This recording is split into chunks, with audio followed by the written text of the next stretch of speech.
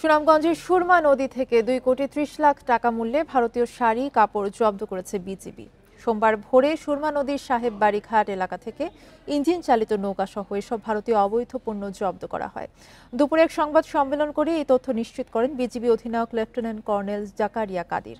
বলেন, টাস্ক ফোর্সের অভিযানে সীমান্ত দিয়ে অবৈধভাবে পণ্য আনার সময় এই বিপুল পরিমাণ পণ্য জব্দ করা হয়।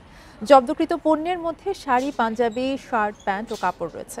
চোরাচালানি তৎপরতা রুখতে বিজিবির আভিযানিক কার্যক্রম এবং গোয়েন্দা নজরদারি অব্যাহত রয়েছে বলেও জানান তিনি।